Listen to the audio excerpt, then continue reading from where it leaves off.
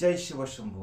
আজ আমরা বলবো গঙ্গা স্নান নিয়ে কিছু কথা। তো গঙ্গা স্নান যারা করে থাকো, এই গঙ্গা স্নানের কি ফল লাভ হয় বা কি পাওয়া যায় গঙ্গা স্নান করে। তো এই গঙ্গা স্নানের ব্যাপারে আমরা জানতে পুরাণের দিকে একটু যাব। বাবা মহাদেব ও মা গঙ্গা, এদের দুজনের মধ্যে একটা কথোপকথন হয়। এই নিয়ে আজ আমরা আলোচনা করব। আমার এই চ্যানেলে যদি নতুন হয়ে দেখো, চ্যানেলটাকে সাবস্ক্রাইব করে নাও, কারণ আমি যা কিছু দিয়ে থাকি এই চ্যানেলে তা মানুষের ভালো কাজে লাগে। ভিডিওটি পুরো দেখার চেষ্টা করো, তবে হয়তো ভালো কিছু জানতে পারবে। তো পুরাণ মতে দেখা যায় বাবা মহাদেব ও মা গঙ্গা এরা দুজন কথোপকথন করছিলেন। এই কথা চলতে চলতে দেখা যায় মহাদেব বলে যে গঙ্গা স্নান তো অনেকেই করছে, কিন্তু এই গঙ্গা স্নান করে কি পাপ ধুয়ে যায়?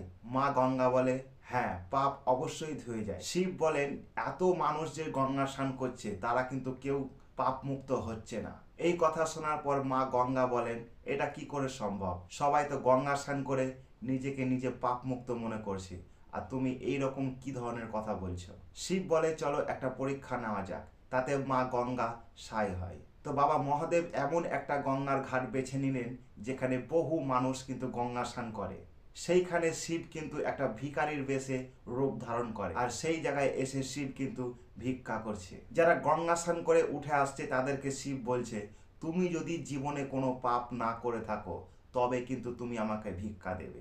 এই কথা শোনার পর কোনো মানুষ কিন্তু বাবা মহাদেবকে ভিক্ষা দিচ্ছে না, অথচ প্রত্যেকটা মানুষই কিন্তু গঙ্গা স্নান করে উঠছে। এইরকম ভাবে প্রায় যত মানুষ গঙ্গা স্নান করছিল তাদের সবাইকে শিব বললেন একই কথা। গঙ্গা স্নান করে উঠে আসছে আর বাবা শিবের সামনে দিয়ে তারা যাচ্ছে, আর শিব ভিক্ষা হাতে বলছে তুমি যদি জীবনে কোনো পাপ করে না থাকো তবেই কিন্তু তুমি আমাকে ভিক্ষা দেবে।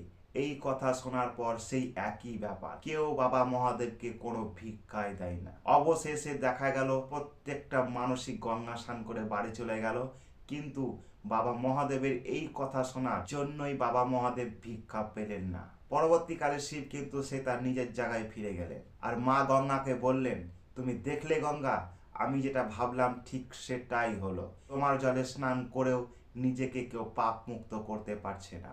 মা গঙ্গা বলেন এটার মানে কিন্তু আমি বুঝলাম না, যদি তুমি আমাকে একটু বুঝিয়ে বলো। শিব বললেন গঙ্গা স্নান করে পাপ মুক্ত সেই হবে যেই মানুষ গঙ্গা স্নান করার পর নিজেকে মনে করবে আমি আজ থেকে পাপ মুক্ত, সেই হলো একমাত্র পাপ মুক্ত।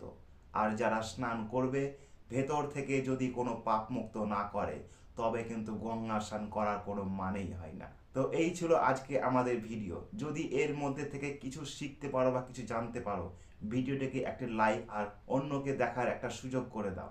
দেখা হচ্ছে পরের ভিডিওতে। জয় শিব শম্ভু।